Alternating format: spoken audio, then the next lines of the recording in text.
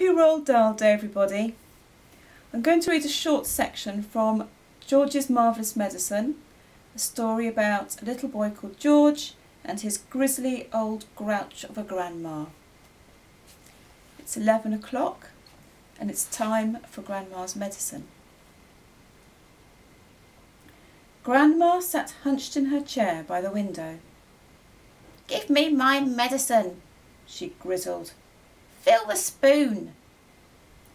The old hag opened her small wrinkled mouth, showing disgusting pale brown teeth. "Here we go," George cried out. "Swallow it down."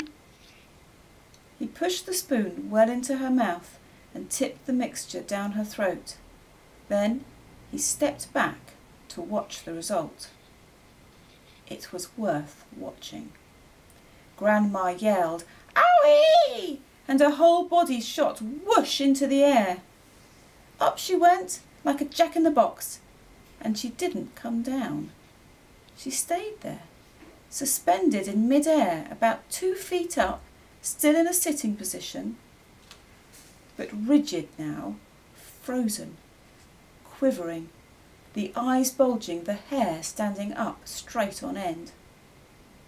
The shock that George's marvellous medicine had given her must have been tremendous. Then down she came again with a plop back into her seat. "Call the fire brigade!" she shouted suddenly. "My stomach's on fire!" "Fire!" the old woman yelled. "Fire in the basement! Get a bucket! Man the hoses! Do something quick!" "Cool it, Grandma," George said. But he got a bit of a shock when he saw smoke coming out of her mouth and out of her nostrils. "By golly, you really are on fire," George said. "Of course I'm on fire," she yelled. "I'll be burnt to a crisp. I'll be fried to a frizzle. I'll be boiled like a beetroot." George ran into the kitchen and came back with a jug of water. "Open your mouth, Grandma," he cried.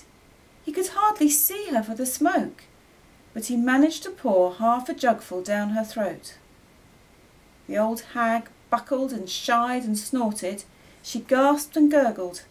Spouts of water came shooting out of her, and the smoke cleared away. "The fire's out," George announced proudly. "You'll be fine."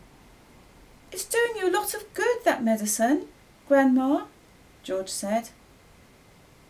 "Good?" she screamed. "Doing me good?